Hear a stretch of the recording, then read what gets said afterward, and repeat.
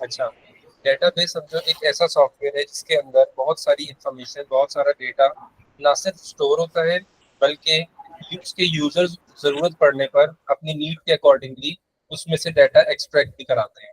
ठीक है, अब मैं आपको कुछ एग्जांपल्स देता हूँ। जैसे सुपरमार्केट्स होती हैं, डिपार्टमेंटल स्टोर्स होते हैं, ब्रांड्स के आउटलेट होते हैं। आपने देखा होगा उनके जो बिलिंग वाला जो कंप्यूटर होता है जहाँ पर उसकी बिलिंग होनी होती है, वहां पर उन तमाम प्रोडक्ट्स जो वो बेच रहे होते हैं जिस भी टाइप के, उनकी प्राइसेस वगैरह का सारा रिकॉर्ड उस कंप्यूटर में स्टोर है। ठीक है, एक बात, एक एग्जांपल हो गई। इसी तरह बैंक्स के अंदर वो सॉफ्टवेयर जिसमें तमाम उनके बैंक अकाउंट होल्डर्स के अकाउंट की सारी इंफॉर्मेशन कि किसके अकाउंट में कितना पैसा है, कितनी अमाउंट आई, कितनी अमाउंट गई, किसने भेजी, कितने बजे भेजी, किसको ट्रांसफर हुई, कितने बजे हुई, कितनी अमाउंट हुई, कितनी ट्रांजेक्शन हुई, कितनी क्या डिडक्शन हुई, ये सारा जिस सॉफ्टवेयर में है, ये एक बैंक का डेटाबेस है। ठीक है, एयरपोर्ट के ऊपर एयरपोर्ट का या एयरलाइन का एक सॉफ्टवेयर होता है जिसके अंदर रोजाना आने और जाने वाली फ्लाइट्स की इंफॉर्मेशन कि कौन सी फ्लाइट ने कितने बजे आना है, किस फ्लाइट में कितने पैसेंजर्स हैं, उनके क्या नाम है, उनके क्या सीट नंबर्स हैं। ठीक है, और सारा डेटा, तो ये एयरपोर्ट का डेटाबेस है। ठीक है, इसी तरह रेलवे स्टेशन की एग्जांपल ले लें, वहां पर ट्रेन आने वाली ट्रेन और जाने वाली ट्रेन का डेटा। एक लाइब्रेरी अगर है तो उसके अंदर कितनी बुक्स हैं, कौन कौन से ऑथर्स की हैं, किस डेट को वो बुक आई, किसने इशू करवाई, कब रिटर्न की, ये सारा एक लाइब्रेरी का डेटाबेस है। एक फॉर एग्जांपल ब्लड बैंक है जहाँ पे ब्लड के सैंपल्स जमा होते हैं, तो किसने सैंपल कितनी क्वांटिटी में और कौन से ब्लड ग्रुप का और किस डेट को और किस टाइम को जमा करवाया और वो किसको दिया गया, उसका क्या नाम था, उसका क्या एड्रेस था। ठीक है, ये एक ब्लड बैंक का डेटाबेस अपने अंदर ये सब इंफॉर्मेशन रखता है। हॉस्पिटल के डेटाबेसेस कितने इंपॉर्टेंट होते हैं, जहाँ पर तमाम पेशेंट्स जो अभी या पुराने आए और अपना चेकअप करवा के गए या एडमिट रहे, उनकी तमाम इंफॉर्मेशन कि उसका क्या नाम था, उसका क्या एड्रेस था, फोन नंबर था, किस डॉक्टर को दिखाया, क्या पेशेंट हिस्ट्री है, डॉक्टर ने क्या दवाएं तजवीज की, वो सारा हॉस्पिटल का डेटाबेस है। तो ये डेटाबेस सॉफ्टवेयर होते हैं। अब आपको समझ आया होगा थोड़ा सा कि हमारे एग्जाम, हमारे एक्सपीरियंस में हम एज अ डायरेक्ट यूजर ना सही, लेकिन हम लोगों को यूज करते हुए जरूर देखते हैं, हम उनसे कहीं ना कहीं इनडायरेक्टली एसोसिएटेड होते हैं। जैसे फॉर एग्जांपल आपके स्कूल के डेटाबेस में, आपके स्कूल में आपकी क्लास, आपके सेक्शन के अंदर पर्टिकुलरली जो भी सेक्शन है, उसमें कौन कौन से बच्चे पढ़ते हैं, उनके क्या नाम, उनके क्या पेरेंट्स के नाम, उनके एड्रेसेस। ठीक है, उनकी फीस की इंफॉर्मेशन, उनका पुरानी क्लास, पिछली क्लासेस का रिजल्ट का रिकॉर्ड सारा, वो एक आपके स्कूल स्कूल के रोल नंबर या आईडी नंबर से सारा एक्सट्रैक्ट हो सकता है। ये होते हैं डेटाबेसेस। अब मैं आपको इसकी एक्चुअल डेफिनेशन जो है वो दिखाता हूँ और स्क्रीन शेयर अपनी खोलने लगा हूँ। अब जरा देखिएगा कि ये पहली लाइन में इसकी अली डेफिनेशन लिखी भी है। मैं इसको थोड़ा सा जूम आउट कर लूँ।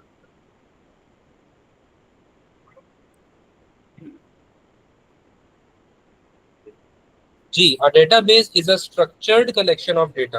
अब किसी भी कलेक्शन ऑफ डेटा को स्ट्रक्चर्ड कलेक्शन ऑफ डेटा कब कहेंगे, कि जब उसमें डेटा एक स्ट्रक्चर्ड वे में, एक ऑर्गेनाइज्ड मैनर में रखा जाए।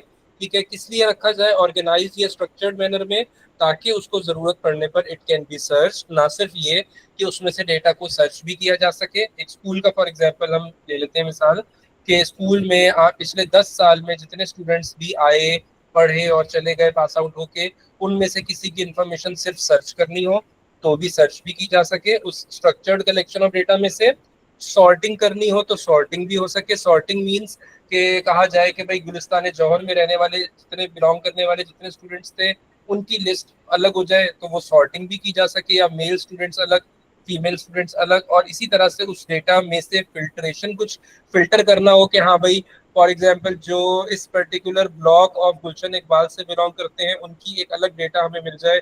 ठीक है, फिल्ट्रेशन भी हो सके और एनालाइज भी किया जा सके उस डेटा को, ये सारे काम क्विकली हो सके जिस तरह की कलेक्शन ऑफ डेटा को, और वो ऑर्गेनाइज भी हो, तो उसको हम कहते हैं कि ये हमारा एक डेटाबेस की एक्चुअल डेफिनेशन है। अच्छा, डेटाबेस के अंदर इंफॉर्मेशन किस किस फॉर्म में हो सकती है, उन तमाम पॉसिबल फॉर्म्स में हो सकती है, जैसे कि टेक्स्ट की फॉर्म में भी हो सकती है, इमेजेस की फॉर्म में भी, वीडियोस की फॉर्म में भी, और साउंड की फॉर्म में भी। ठीक है, कोई चीज मुश्किल लगे, कोई बात, कोई सेंटेंस, कोई लाइन, तो मुझे आप रोक के दोबारा कह दीजिएगा, मैं दोबारा एक्सप्लेन कर दूंगा या किसी और तरीके से एक्सप्लेन कर दूंगा। अच्छा, अब एक बात याद रखनी है कि डेटाबेस चाहे किसी भी सिनेरियो में यूज होने वाला डेटाबेस हो, बैंक है, हॉस्पिटल है, एयरपोर्ट है, डिपार्टमेंटल स्टोर है, लेकिन बैक एंड पे उसके अंदर सारा डेटा एक टेबल की फॉर्म में स्टोर होता है। अच्छा, अब जरा हम टेबल को जरा देखते हैं और उसमें टेबल में मुख्तलिफ चीजों के क्या अलग अलग नाम है हम वो भी देख लेते हैं। जैसे फॉर एग्जांपल ये एक टेबल है आपके सामने। अब याद रखिएगा अली, जब कभी भी हम डेटाबेस किसी भी चीज से रिलेटेड हो और उसका टेबल देख रहे होंगे तो याद रखिएगा, जैसे ये टेबल सामने है, हर टेबल में कुछ रोज होती हैं। Rows are the horizontal ones and columns are the vertical ones. Rows को हम हमेशा रैकेट्स कहेंगे, ठीक है, और कॉलम्स को हम हमेशा फील्ड्स कहेंगे। तो अगर रोज की बात करें, रैकेट्स की बात करें, पूछा जाए या आता है सवाल पास पेपर में कि इस टेबल के अंदर बता दें कितने रैकेट्स हैं, तो हेडिंग वाले को छोड़कर आप इसमें बताएंगे कि इट कंटेन्स 3 रैकेट्स, ठीक है, 3 रिकॉर्ड्स हैं इसमें। और अगर पूछा जाए, इसमें ये भी पूछा जाता है नंबर ऑफ कॉलम्स बता दें, तो कॉलम्स होते हैं वर्टिकल वाले 1 2 3 4 5। तो इसके अंदर जो है वो 4 जो है वो, सॉरी 5 जो है इसके अंदर फील्ड्स यानी कॉलम्स हैं, ठीक है। एक बात हो गई। रैकेट्स याद रखना है, याद रखने की चीज है कि रैकेट्स हैं रोज और फील्ड्स जो है वो कॉलम्स है, ठीक है। कोई मुश्किल तो नहीं आता कली? आगे चले बेटा। जी सर। अच्छा, आगे चलते हैं अब हम। यहाँ पर उन्होंने वही बताया हुआ है रैकेट्स और फील्ड्स के बारे में, लेकिन एक बात साथ जरूर बताई कि हर फील्ड यानी हर कॉलम के अंदर एक ही पर्टिकुलर टाइप का डेटा आ सकता है। जैसा कि फॉर एग्जांपल कस्टमर आईडी एक वन ऑफ द फील्ड है, यानी एक कॉलम है, तो इसके अंदर हमें 1 2 3 यानी एक हमें इसके अंदर इंटीजर डेटा टाइप ही नजर आ रही है। फर्स्ट नेम अगर एक कॉलम है तो इसके अंदर हमें सिर्फ नाम ही लिख के आ रहे हैं, नामों के लिए आगे डेटा टाइप्स के की बात आती है तो मैं बताऊंगा। इससे पहले हम स्ट्रिंग कहते थे, ठीक है, लेकिन अभी यहाँ पे थोड़ा सा चेंज आ जाएगा, वो मैं आपको आगे बताता हूँ। लेकिन अभी जो हमने बात डिस्कस की वो ये की कि हर एक पर्टिकुलर फील्ड यानी हर एक पर्टिकुलर कॉलम के अंदर एक ही डेटा टाइप वाले डिफरेंट वैल्यूज या एग्जाम्पल या सैम्पल डेटा आ सकता है, ठीक है। डेटा टाइप की मैंने आपसे अभी बात की, वो आगे आती है तो मैं आपसे बात कर देता हूँ। अच्छा, वो कह रहे हैं डेटाबेस टेबल कंटेनिंग पेट डिटेल्स। एक उन्होंने टेबल दे दिया डेटाबेस का जो कि पेट्स की डिटेल्स अपने अंदर रखता है, और इसमें उन्होंने पूछा how many fields are there in the dogs table shown above. कितनी फील्ड्स हैं इसमें? अली देख के बताइएगा बेटा। सर 5। 5, क्योंकि फील्ड्स होते हैं हमारे कॉलम्स। अगर रैकेट्स पूछते तो हम कहते हैं हेडिंग वाले को छोड़ के 1 2 3 4 5 6, ठीक है। हाँ, उन्होंने रैकेट्स भी पूछे तो रैकेट्स हैं 6। अच्छा, आगे चलते हैं अब हम। अगली बात वैलिडेशन वेरिफिकेशन वगैरह ये मैं भी स्किप कर रहा हूँ, ये मैं आपको आगे बता दूंगा। ये वही उसी कॉन्टेक्स्ट में जैसे हम पहले सीख के आए हैं, मैं अब आपको आगे लेके चल रहा हूँ। ये चीज़ मैं स्किप करा जी। डेटा टाइप्स पे अब हम आ जाते हैं। अच्छा, डेटा टाइप्स जो हैं अली, ये बस थोड़ा सा नोट करने की बात ये है कि आपने डेटा टाइप्स पढ़ी थी पीछे प्रोग्रामिंग में, सूडो कोड्स में, वहां पर जो थी उसमें से मोस्टली यहाँ पर सेम है, कुछ के नाम चेंज है, काम वही है। जैसे कि सिंगल कैरेक्टर को हम वहाँ पे 4 या कैरेक्टर कहते थे, यहाँ पे भी वही है। ट्रू या फॉल्स को वहाँ पे भी हम बुलियन कहते थे, यहाँ पे भी सेम है। नंबर्स जो कि होल नंबर होते हैं उनको हम वहाँ पे भी इंटीजर कहते थे, यहाँ पे भी सेम है। पॉइंट वाले नंबर्स को उधर भी हम रियल डेटा टाइप देते थे, यहाँ पे भी सेम है। लेकिन रियल के साथ यहाँ पे लिख लीजिएगा कि इसको फ्लोट या फ्लोटिंग पॉइंट भी नाम दे सकते हैं आप स्लैश लिख के। एक जो पूरा पूरा नाम चेंज हो गया वो स्ट्रिंग वाले का नाम चेंज हो गया। स्ट्रिंग वाला हम वहां पर उसको कहते थे एक ऐसा जो कि मल्टीपल कैरेक्टर्स से मिलकर बना हो और कैरेक्टर्स के साथ साथ उसमें नंबर्स भी आ सकते हो, तो हम उसको स्ट्रिंग कहते थे प्रोग्रामिंग के कॉन्टेक्स्ट में। यहाँ पर आप उसको टेक्स्ट नाम भी दे सकते हैं और अल्फा न्यूमेरिक नाम भी दे सकते हैं। ये बस एक दो मेजर चेंजेस हैं डेटा टाइप्स के अंदर। अच्छा जी, आगे चलते हैं सर तो अब। मैं प्रोग्राम में स्ट्रिंग ही लिखूंगा ना? क्या नहीं लिखूंगा? प्रोग्राम में तो स्ट्रिंग ही लिखूंगा ना? प्रोग्राम में बिल्कुल स्ट्रिंग लिखेंगे। और एक डेटा टाइप ऐसी है, ये डेट और टाइम वाली, जो पहले प्रोग्रामिंग में भी हुआ करती थी, अब वो खत्म हो गई। अब हम उसको स्ट्रिंग में ही लिखते हैं, लेकिन ये डेट एंड टाइम वाली डेटा टाइप आपके इसमें क्या नाम है इसका, डेटाबेस में मौजूद रहेगी, ठीक है। तो ये हमारे पास डेटा टाइप्स हैं। और एक आपको इसमें नई जो ऐड होती भी नजर आई है, वो आ गई डेट एंड टाइम के नाम से। जहां कहीं पे भी हमें किसी पर्टिकुलर फील्ड में डेट या टाइम इस किस्म का डेटा लिखा हुआ नजर आए या लिखना हो, तो हम उसको डेट स्लैश टाइम वाला डेटा टाइप असाइन करेंगे। अच्छा, अब वो कह रहे हैं what data type should as be. अब इस डेटा बेस टेबल को देखते हुए बताइए कि एज वाली फील्ड के अंदर कौन सी डेटा टाइप होगी इसकी, एज वाले फील्ड की? इंटीजर। इंटीजर, ठीक है। और क्या पूछ रहे हैं, what data type should dog ID भी। अब डॉग आईडी वाले की क्या डेटा टाइप होगी? Sir text. हाँ, टेक्स्ट या अल्फा न्यूमेरिक दोनों कह सकते हैं। ठीक है, अच्छा आगे चलते हैं अब हम। एक सेकंड दे दो। जी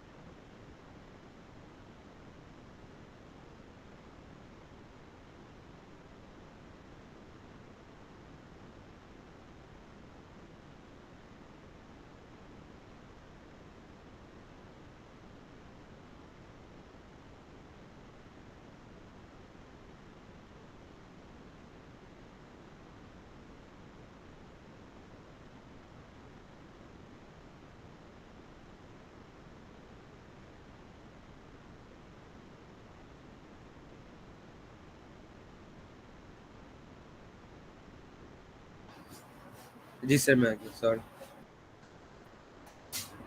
जी बेटा। अच्छा, अब एक और इम्पोर्टेंट टॉपिक या टर्मिनोलॉजी इससे रिलेटेड आ रही है, वो ये प्राइमरी की। प्राइमरी की किसको कहते हैं जी? प्राइमरी की हमारा वो एक पर्टिकुलर फील्ड होगा, वो एक पर्टिकुलर कॉलम होगा, फील्ड कॉलम को कहते हैं, जिसके अंदर हर वैल्यू एक यूनिक और डिफरेंट वैल्यू होगी और जो रिपीटेड हो ही नहीं सकती। ठीक है। फॉर एग्जाम्पल अब ये जो हमारे सामने एक डेटाबेस है, डेटाबेस टेबल है जो कि कस्टमर की डिटेल्स अपने अंदर होल्ड रखता है। तो अब हमें फॉर एग्जाम्पल अगर ये कहा जाए कि कौन सा इसमें से फील्ड जो है वो प्राइमरी की, उसको हम कह सकते हैं। अब इसमें सवाल किस तरह के आते हैं, वो इसी तरह से टेबल दे देते हैं और आपसे पूछते हैं कि प्राइमरी की कौन से फील्ड को दिया जाना चाहिए और क्यों। तो एक फील्ड है कस्टमर आईडी, एक फर्स्ट नेम, एक लास्ट नेम, एक डेट ऑफ बर्थ, एक फोन नंबर। और आपसे अगर कहा जाए कि इसमें आप बता दें कि प्राइमरी की कौन सी फील्ड को कहा जाएगा, तो देखें फर्स्ट नेम रिपीट हो सकता है, ठीक है, लास्ट नेम भी रिपीट हो सकता है, कोई इसकी गारंटी नहीं है कि रिपीट ना हो। डेट ऑफ बर्थ भी दो या दो से ज्यादा लोगों की एक जैसी हो सकती है, और इवन फोन नंबर भी एक जैसे हो सकते हैं। वो कैसे? फॉर एग्जाम्पल ये कस्टमर डिटेल्स जो हैं उसमें आपके और आपके किसी सिबलिंग की डिटेल्स ही आ रही हैं, और उन्होंने घर का फोन नंबर मांगा हुआ है। तो अब घर का फोन नंबर तो आपका भी वही होगा जो आपकी किसी सिबलिंग का होगा। इस तरह इसमें फोन नंबर भी डुप्लीकेट हो सकता है। एक चीज ऐसी है जो कस्टमर आईडी है, वो हमारी यूनिक होगी, जो रिपीट नहीं होगी, जो कि हर कस्टमर को एक अलग असाइन की जा रही है। सो इस पर्टिकुलर टेबल में कस्टमर आईडी वाला फील्ड जो है उसको हम कहेंगे कि ये हमारा जो है वो यूनिक है और इसको हम प्राइमरी की के तौर पे कंसीडर करेंगे। और क्यों? क्योंकि इसमें कोई रिपीटेड या डुप्लीकेशन नहीं पाई जाती। ठीक है।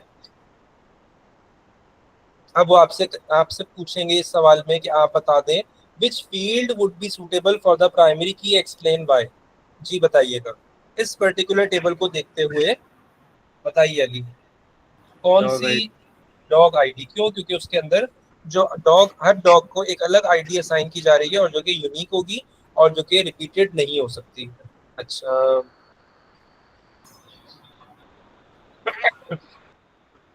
अच्छा भाई, अब हम कर रहे हैं एसक्यूएल। एसक्यूएल क्या चीज है?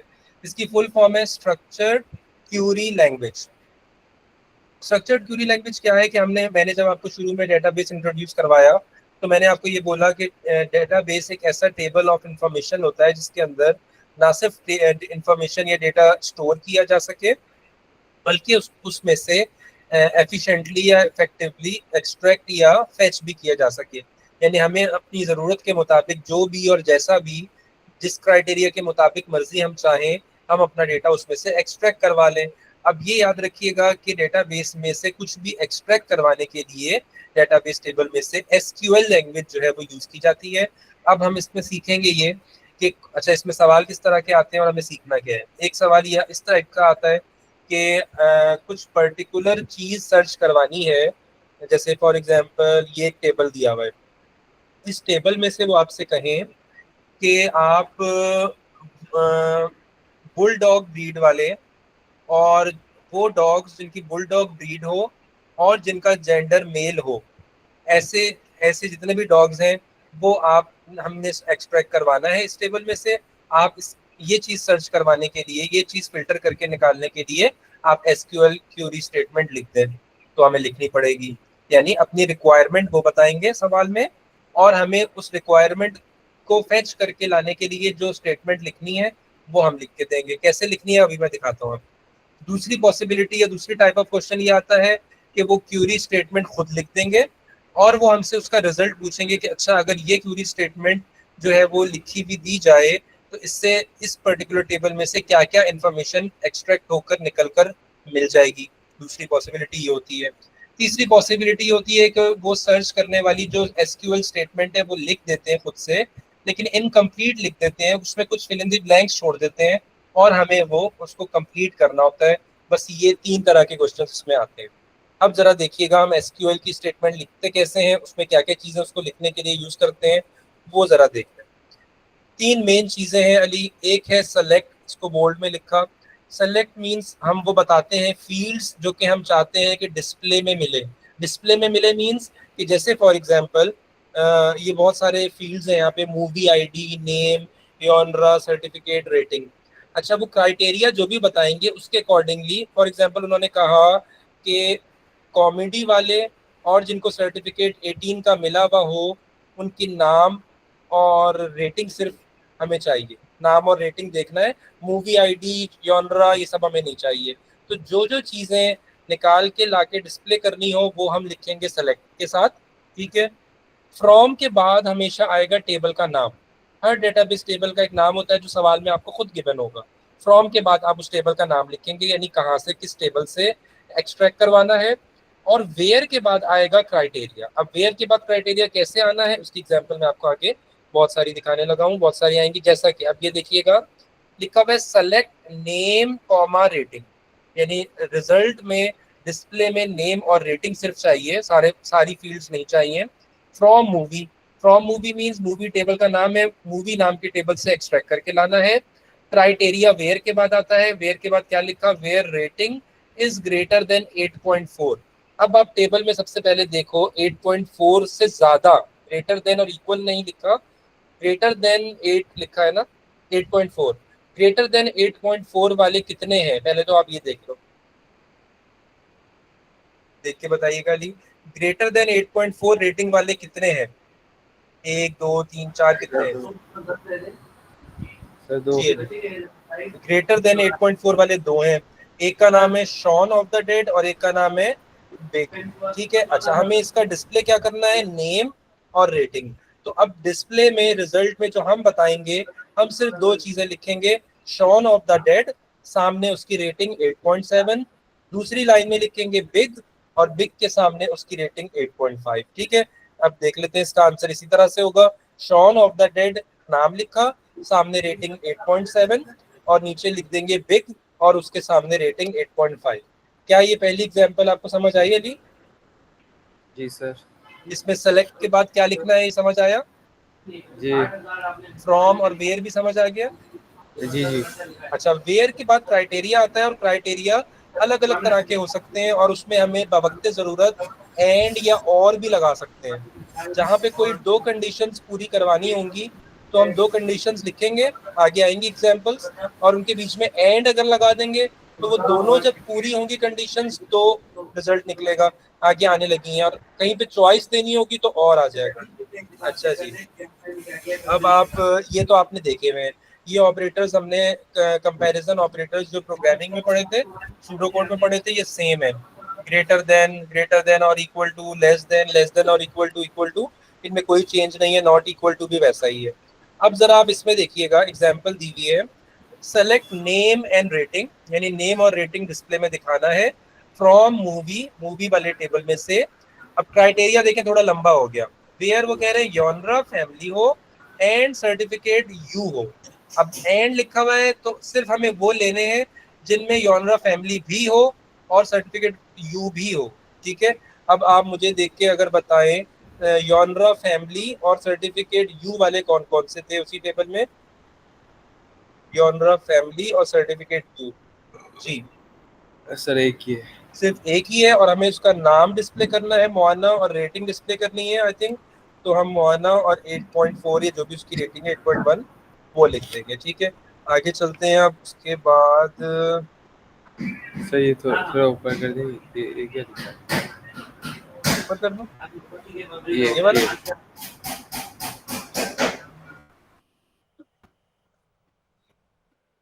मैं सही आपको समझ आया। मैंने आपको भेज दूंगा ये डॉक्यूमेंट, शायद भेजा हुआ भी है मैंने। अच्छा भाई, अब ये एग्जांपल देखें, डेटाबेस टेबल जिसका नाम है dogs 2023 is used to keep a record of all dogs registered at a veterinary practice. अच्छा, अब इसमें से करना क्या चाह रहे हैं? कंप्लीट, हाँ मैंने आपसे कहा था ना फिल इन द ब्लैंक के फॉर्म में आता है। अब उन्होंने खुद लिख दिया एसक्यूएल क्यूरी स्टेटमेंट, लेकिन हमसे कंप्लीट करने को कहा to return the name and breed of all female dogs. अब आप मुझे बताएं, पहली लाइन तो उन्होंने कंप्लीट लिख दी, क्यों? क्योंकि उन्होंने कहा नेम एंड ब्रीड चाहिए डिस्प्ले में, रिटर्न मींस निकाल के दें डिस्प्ले में, तो सेलेक्ट वाली लाइन तो पूरी है। सेकंड लाइन में क्या मिसिंग है? फ्रॉम। फ्रॉम आ जाएगा, और वेयर के बाद आता है क्राइटेरिया। अब आप बताओ वेयर के बाद क्या लिखेंगे हम क्राइटेरिया, कि हमें जो है वो ऑल फीमेल डॉग्स जो है उनका मिल जाए। तो return, where gender is equals to female. बिल्कुल सही है, where gender is equals to female, ऐसे हम लिख देंगे gender is equals to female. अच्छा जी, एफ लिख देंगे क्योंकि वहां पे पूरा फीमेल नहीं, सिर्फ एफ लिखा हुआ है। ठीक है, अच्छा जी। हाँ, अब एक और चीज इसमें, कि ऑर्डरिंग करने का भी बाज दफा जरूरत पेश आ जाती है। तो जब कभी भी ऑर्डर करना हो, या तो असेंडिंग ऑर्डर किया जाएगा या एज पर डिसेंडिंग ऑर्डर, तो उसको कुछ इस तरह से लिख रहे होते हैं अली, देखिएगा, जैसे लिखा select name genre certificate rating, यानी ये सब तो डिस्प्ले में चाहिए फ्रॉम मूवी नाम की टेबल में से, और ऑर्डर बाय नेम और आगे एएससी लिख दिया, यानी नेम जो है वो असेंडिंग ऑर्डर में अरेंज किए हुए हमें मिल जाए। अब डिस्प्ले में कॉलम्स यानी फील्ड्स आएंगी चार, नेम जॉनरा सर्टिफिकेट रेटिंग, ये चारों आ जाएंगे। ठीक है, और नेम वाले को वो असेंडिंग ऑर्डर में अरेंज कर देगा। ठीक है, और बाकी जो उसके रिस्पेक्टिव हैं उनकी जॉनरा सर्टिफिकेट वो साथ साथ एज पर द नेम आ जाएंगे। तो उसने सिर्फ नेम वाले को भी असेंडिंग ऑर्डर में अरेंज करवाया, बिग पे डाई हार्ड, और इस तरह से ये आ गया। क्या ये क्लियर है? जी सर। सर अच्छा वैसे जी, ये वेयर को हमेशा रिप्लेस करता है, वेयर के नीचे भी आ सकता है? क्या चीज? ये जो वेयर फ्रॉम अस के नीचे वेयर आता है ना, ये वेयर को रिप्लेस करता है, उसके उसके साथ भी नीचे आ सकता है? उसके साथ भी आ सकता है? नहीं, पहले वेयर आएगा फिर उसके बाद आएगा सही सर, सही। क्राइटेरिया के बाद। अच्छा, अब आखिरी मेरे ख्याल में है ये सम और काउंट वाली। सम जब भी यूज किया जाएगा अली, तो सम का मतलब ये है कि जो भी वैल्यूज है उस फील्ड में उनको ऐड करवा दो, उनका टोटल निकाल दो। और काउंट का काम वही है जो काउंट का काम याद करो आप सूडो कोड में प्रोग्रामिंग में होता था, काउंट वेरिएबल का, जो सिर्फ काउंटिंग रखता था कि ये काम एक दफा हुआ या दो दफा या तीन दफा या चार दफा, और हर दफा इंक्रीमेंट बाय वन हो जाता था। तो काउंट का काम बस नंबर ऑफ आइटम्स को काउंट करना है, वेयर एज सम का काम टोटलिंग वाला यानी एड अप कर देने वाला है। इसकी भी जरा हम एग्जांपल्स देख लेते हैं। जैसे लिखा सेलेक्ट सम। अच्छा, सम किसका करना है? ब्रैकेट में जिस जिस भी फील्ड का सम निकालना होगा उसका नाम लिखा जाएगा। जैसे यहाँ पे सम निकालना था क्वांटिटी इन स्टॉक, इस चौथे फील्ड का, तो ब्रैकेट में उसका नाम आया। फ्रॉम के बाद आया प्रोडक्ट टेबल, उस टेबल का नाम आ गया। अब इससे क्या होगा कि ये जो सारे क्वांटिटी इन स्टॉक वाली वैल्यूज हैं ये ऐड हो जाएंगी। 3 + 2 5 + 5 10 और 12 22 और 3 25, तो आंसर जो है वो 25 आ जाएगा। ठीक है, अच्छा एक और एग्जांपल देखें, सेलेक्ट काउंट और ब्रैकेट में लिखा स्टेरिक। स्टेरिक का मतलब ये है कि इस पर्टिकुलर फील्ड के अंदर सारे ले लेना, सबको इंक्लूड कर लेना। ठीक है, किस में से? फ्रॉम प्रोडक्ट टेबल, किन सारों को ले लेना? क्राइटेरिया बता दिया, जिनकी प्राइस 2 से ज्यादा है उनको काउंट कर लेना। अब प्राइस के कॉलम में 2 से ज्यादा वाले कितने हैं? 1 2 3, तो इसको 3 को रिटर्न करना चाहिए, तो ये क्या रिटर्न कर देगा? ये 3 रिटर्न कर देगा। ठीक है, बस ये खत्म हो गया। अब मैं आपको कुछ प्रैक्टिस क्वेश्चंस करवाता हूँ इसी पास पेपर डॉक्यूमेंट में से, वो मैंने आज दूसरे बच्चे को भी करवाए हैं, और आप खुद आप भी वो बड़ी आसानी से कर लोगे। पेज 237 से स्टार्ट हो रहे हैं ये।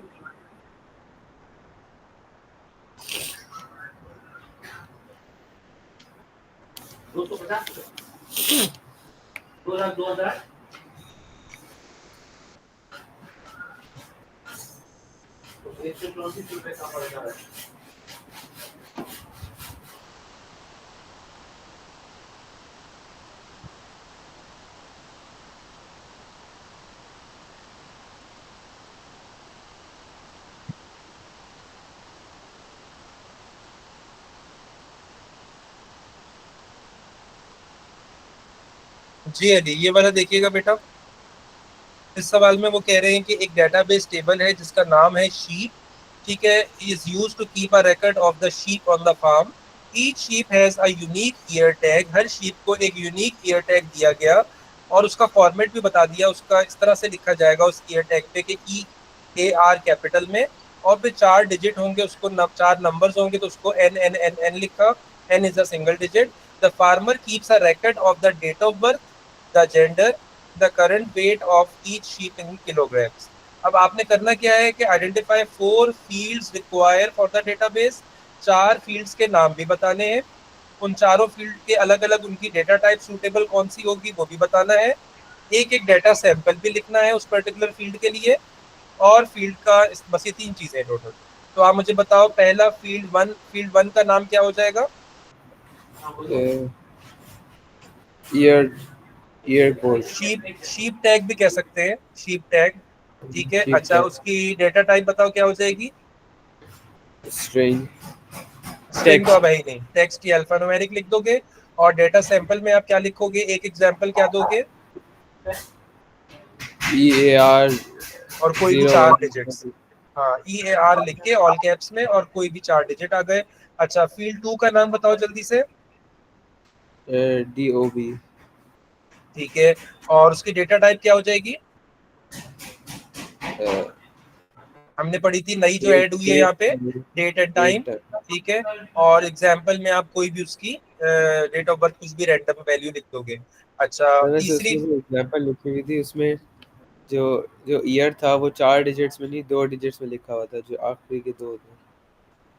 नहीं, इसमें कोई फिक्स नहीं है, आप कोई भी लिख सकते हो। अगर हाँ, इस सवाल में वो मेंशन कर दें, जैसे उन्होंने ईयर टैग का मेंशन कर दिया, अगर वो एक particular format date of birth का भी मेंशन कर देते, फिर हमें वही फॉलो करना पड़ता। कोई नहीं किया हुआ तो हम एग्जाम्पल या सैंपल डेटा कुछ भी मेंशन कर सकते हैं, ठीक है। अच्छा, सही से। तीसरा बताओ, फील्ड नेम क्या हो जाएगा जल्दी से? जेंडर। जेंडर हो जाएगा, उसकी डेटा टाइप क्या हो जाएगी? कैरेक्टर। Sorry, character. कैरेक्टर भी कर सकते हैं, लेकिन बुलियन कर दो तो ज्यादा अच्छा है। बुलियन क्यों? ताकि यूजर सिर्फ M या F ही एंटर कर सके, कोई और अगर वो गलती से भी करे तो वो रिजेक्ट हो जाए सही। वैलिडेशन के थ्रू, ठीक है। और चौथी क्या मतलब हो? सिर्फ ट्रू या फॉल्स नहीं होता बूलियन। सॉरी, नहीं बूलियन नहीं, सिर्फ ट्रू या नहीं फॉल्स। नहीं, बुलियन सिर्फ ट्रू फॉल्स नहीं होता। बुलियन कोई भी ऐसी चीज जिसमें सिर्फ 2 चॉइसेस ही हो, जैसे फी का स्टेटस है, अब वो पेड है या नहीं, यस या नो, तो यस या नो भी बुलियन की कैटेगरी में आता है, चाहे वो किसी चीज के लिए भी हो। बस जहाँ पे सिर्फ 2 ऑप्शन हो तो वो बुलियन की कैटेगरी में हम एज यस नो या एज मेल फीमेल हम कंसीडर कर सकते हैं, ठीक है। अच्छा, चौथी फील्ड का नाम क्या हो जाएगा? उसका वेट। पर वेट वेट। सवाल में बताया हुआ था, वेट, ठीक है। और वेट के लिए हम कौन सी डेटा टाइप ले लेंगे? हम रियल या फ्लोट ले लेंगे, क्योंकि उसका वेट पॉइंट में भी हो सकता है, वैल्यू, ठीक है। अच्छा, अब मुझे बताओ, state the field that you would choose as primary key. इनमें से कौन सी आपकी प्राइमरी की के तौर पर आप चूज करोगे? फील्ड 1। कौन सी? नहीं, फील्ड 1 2 3 नहीं, आप उसका नाम बताओगे। ईयर टैग, क्योंकि शिप। ईयर टैग वाला सिर्फ, या शीप टैग जो आपने रखा था वो यूनिक होगा, और बाकी सारे रिपीट हो सकते हैं। अच्छा, एक चीज मैं आपको यहाँ पे बता दूं अली, कि जब आप घर पे भी इस डॉक्यूमेंट में से या किसी के भी पास पेपर डॉक्यूमेंट क्वेश्चंस करोगे अपना डेटाबेस के, तो ये याद रख लेना, ये जो लिखा हुआ है क्यूरी बाय एग्जाम्पल, ये पुराने सिलेबस का था। तो 2022 के बाद, 2022 के बाद जब एसक्यूएल ऐड हुआ, तो अब हमें एसक्यूएल वाले क्वेश्चंस करने हैं। ये क्यूरी बाय एग्जाम्पल हमारे सिलेबस में नहीं है, लेकिन for the sake of practice हम ये जो क्यूरी बाय एग्जाम्पल वाले ही सवाल है, इनको हम एसक्यूएल के तरीके से कर सकते हैं। जैसा कि अब ये चीज इग्नोर करके आगे मैं पढ़ रहा हूँ, write a query to identify the ear tags of all male sheep weighing over 10 kg, only display the ear tags. अब आप इसका मुझे वो लिख के भेजो चैट में, भले भेज दो जल्दी से कि इसके सर लिए मैं क्या एसक्यूएल स्टेटमेंट पढ़ बनेगी। के सुना दूं? हाँ, पर जुबानी बताएंगे, चले बताएं। सेलेक्ट सेलेक्ट लिखेंगे, उसके बाद ईयर ठीक है, टैग लिखेंगे। ठीक है, क्योंकि आउटपुट में सिर्फ ईयर टैग्स दिखाना है डिस्प्ले में। ठीक है, फ्रॉम, राम जो भी उसका नाम था ऊपर हाँ वो मुझे। ऊपर आई थिंक क्या मेंशन था ऊपर, शीप, फ्रॉम शीप। ठीक है, उसके बाद और वेयर के बाद, मेल में आएगा where gender is equals to M ठीक है, and and weight weight is greater is और देन पे ग्रेटर देन और पे 10। 10 kg। बिल्कुल सही है।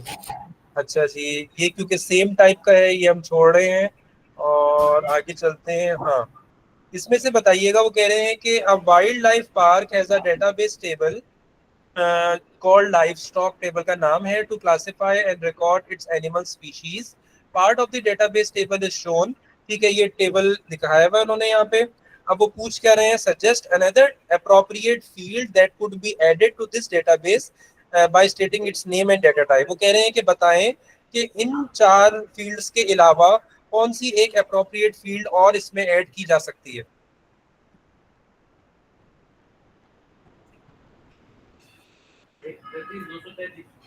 हाँ, सोच के बताएं, उसका नाम भी बताएंगे हम, फिर उसकी डेटा टाइप भी बताएंगे और उसका पर्पस भी बताएंगे कि वो वाली फील्ड ऐड करने की क्या जरूरत है या क्या फायदा होगा। वो आ सकता है ना अब क्या अमाउंट। अमाउंट यानी प्राइस, नहीं नहीं, उस स्पीशीज की जितनी वो है, जितनी क्वांटिटी, स्पीशीज वो है, क्वांटिटी क्वांटिटी। की। हाँ, क्वांटिटी भी आ सकती है, और आप मेरे जहन में आ रहा है आप वो भी दे सकते हो कि डेट ऑफ ज्वाइनिंग, यानी किस डेट को वो लेकर आया था, यानी कौन सा पर्टिकुलर जिराफ अगर है। हाँ, अगर जिराफ हैं तो, और तो आपकी वाली ज्यादा सही है कि जैसे कितने जिराफ हैं, एलिफेंट्स कितने हैं, ठीक है, क्रोकोडाइल कितने, क्वांटिटी आ सकती है। अच्छा, अगर क्वांटिटी आ रही है तो फिर डेटा टाइप क्या होगी सूटेबल, इंटीजर। सिर्फ इंटीजर ही हो सकती है क्योंकि होल नंबर में होंगे। और एग्जाम्पल में क्या लिख देंगे हम, एग्जाम्पल नहीं मांगी भी, पर्पस मांगा हुआ है। पर्पस में हम बता देंगे कि to we will add this field so that there should be a clear idea about the quantity of all different types of species, कि कौन सी स्पीशीज कितनी क्वांटिटी में पाई जाती है। और एग्जाम्पल में भी उन्होंने एग्जाम्पल भी मांगी हुई है। एग्जाम्पल ऑफ डेटा में आप कोई भी नंबर लिख दोगे, होल नंबर वाला। ठीक है जी, ये वाला बस आप आखिरी कर दो अली, फिर हम क्लास को एंड करेंगे। वो कह रहे हैं कि provide a list of all 4 legged animals that are herbivores sorted alphabetically by species with only the species displayed। इसका एसक्यूएल स्टेटमेंट लंबा हो जाएगा, तो मैं चाहूंगा आप लिख के मुझे बता दो, चाहे ऑन पीस ऑफ पेपर चाहे तो चैट में।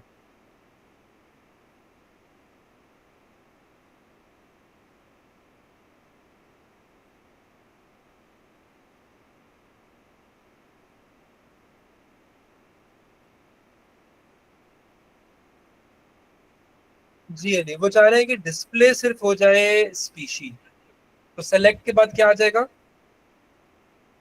चलो वर्बली बता दो मुझे।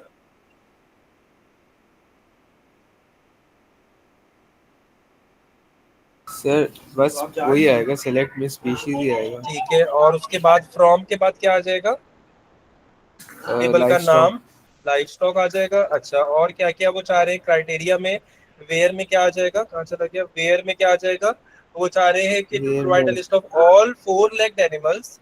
ठीक है, अच्छा, तो वेयर के बाद हम क्या लिखेंगे, लेग्स इज इक्वल्स टू 4 ठीक है, एंड आ जाएगा, और and diet is classification equals is to, equal to mammals. ठीक है, क्लासिफिकेशन तो नहीं कहीं भी और उन्होंने, डाइट कहा हुआ है सिर्फ। हाँ, मैमल्स भी कहा हुआ है, ठीक नहीं, है, और डाइट इज और इक्वल्स टू हर्बीवोर्स। और अच्छा, फिर और नीचे फिर, ऑर्डर आ जाएगा। हाँ, और ASC, sorry S, sorry, alphabetically का क्या होगा? हाँ सेंडिंग ऑर्डर ही कहेंगे अल्फाबेटिकली को। और उसमें किस चीज को करना है, स्पीशीज को, तो पहले उसका नाम और फिर उसके आगे ASC लगा देंगे आप। ठीक है, बस दैट्स इट। सच्ची में ASC इसमें अल्फाबेटिकली में भी हो जाता है आप ALPS भी लिख सकते हो अल्फाबेटिकली करने के लिए, या क्या? आप असेंडिंग ALPH अगर आपने अल्फाबेटिकली करवाना है तो। सही सर। ठीक है। अच्छा, अब आपने करना ये है कि अली, इसमें बहुत सारे क्वेश्चंस हैं आगे। अ, ये वाला भी मैंने दूसरे बच्चे के साथ कर लिया था। अब कम से कम मैंने उसको भी ये कहा था, आपको भी ये कहूंगा कि आप सिर्फ ये करना कि जो जो मैं टाइप्स बता रहा हूँ उसके दो दो तीन तीन क्वेश्चन, दो से तीन सवाल जहां पर आपने एसक्यूएल स्टेटमेंट लिखनी हो, दो से तीन सवाल इसके, दो से तीन सवाल उस टाइप के इनमें से कर लेना जिसमें स्टेटमेंट लिखी हुई हो और आउटपुट मांगा हुआ हो, दो दूसरी टाइप हो गई। और तीसरी टाइप जहाँ पर स्टेटमेंट इनकम्प्लीट लिखी हुई और फिल इन द ब्लैंक्स की पूरी करके फिल करके उसको कंप्लीट करना हो। तो टोटल अगर आप तीन तीन सवाल करो इस एक टाइप के तो 9 क्वेश्चन हो जाएंगे छोटे से, और 1 घंटे के अंदर अंदर बल्कि आधे घंटे में आप कर लोगे। बस ये आपका होमवर्क होगा। ठीक है, सही है सर। चलो ओके बेटा, देखते हैं, अल्लाह हाफिज़। सर वैसे मैंने वो भी कर लिया था आपके डेटाबेस बनाने से पहले, तो मैं उसका भी कौन स्क्रीनशॉट सा ले वाला? लिया। हाँ, वो भी मुझे आप भेज देना। सही है, अब ठीक है। अब एक सेकंड चेक करके बता दें क्योंकि वो मुश्किल था तो। आप भेजो मुझे।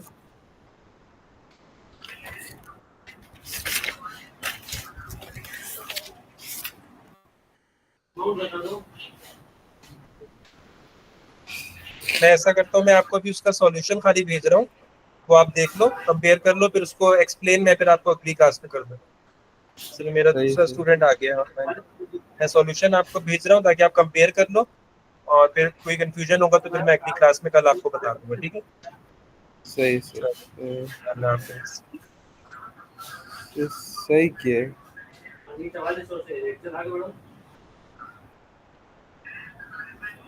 तो सही किया है बस।